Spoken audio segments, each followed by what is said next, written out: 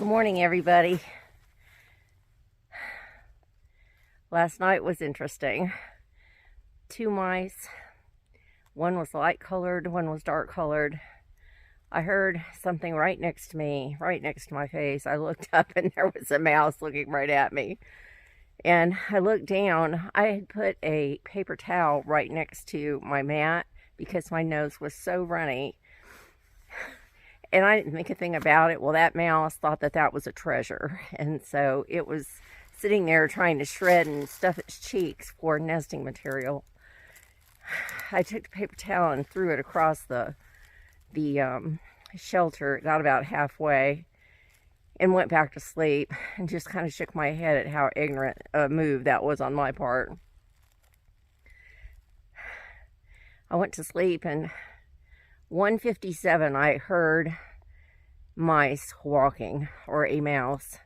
I tell you, I can hear, even in my sleep, I can hear a mouse walking. I turned on my flashlight, and sure enough, there was a black mouse, or dark brown mouse, chewing that thing up. It had taken it all the way over to the other side of the shelter and was just tearing it to shreds. I filmed part of it. That's what's on the beginning of this video.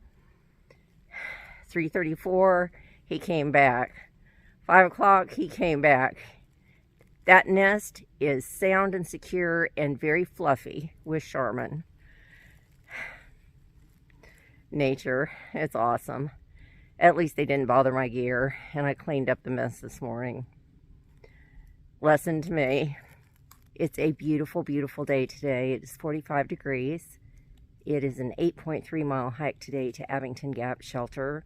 And I'm going to turn the camera around so you can see what I'm looking at. It's fabulous. That mountain range is beautiful. Good morning, son. Thanks for being with me today.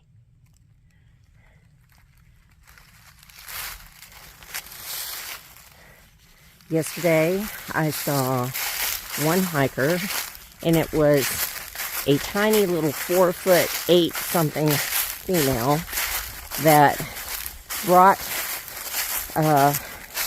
the deer with her. She was 1.5 miles out of camp and was hiking Sobo, and she brought the deer in, and he was not attacking her, but wanting to hit his antlers up against her and her trekking poles. And she had dealt with that for 1.5 miles. She said, "What am I going to do?" I said, "Please take him with you. Don't leave him here." Well, he heard me, and he decided that I was the new interest. So she said, "See ya," and she was gone. So that's when he decided to visit me for 30 minutes before he would let me out of there. That was so funny.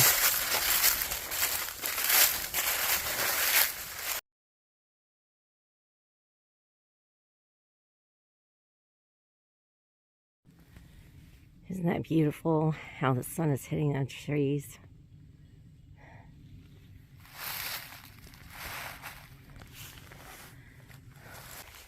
That's where we've just come from. It goes down like that. And that is the mountain, that one on the right, that we've hiked down from. Down, up, and over. Whew.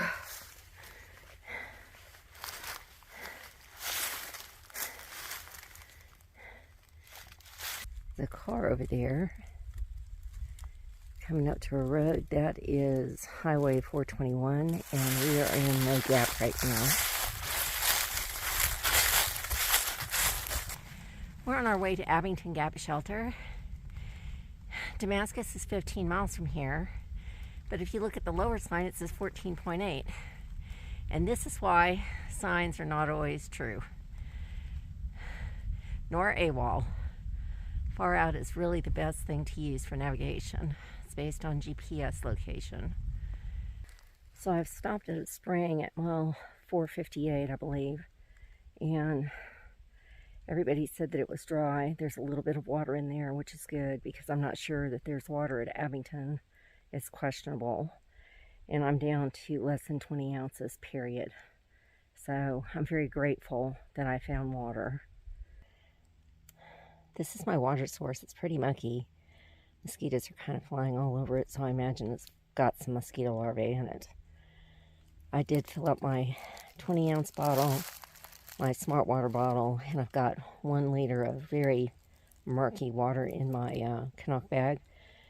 And I'm going to have to carry that up the next 3 miles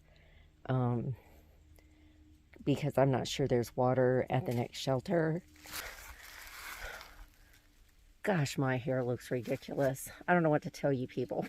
Sorry. I don't know if there's water at the next shelter, and so even though it's going to be uncomfortable for me to haul that up, I would rather know that I have water and be safe. I was really getting very concerned, especially with the notes and far out. This puddle is probably a 2.5 foot by 2 foot puddle width, and it's maybe 4 inches deep. But it's water, and I am exceedingly grateful to have it. Very grateful. We are coming up to McLean's Knob Shelter, and I don't think people stay in this anymore. I think it's a really old shelter. This thing is super primitive. Makes you wonder if Grandma Gateway stayed here. If I'm not mistaken, the shelter is 90 years old. I'll have to look that up, don't make sure I'm saying the right thing. Wow, there's a little platform in here. It actually looks in exceedingly good shape. Wow.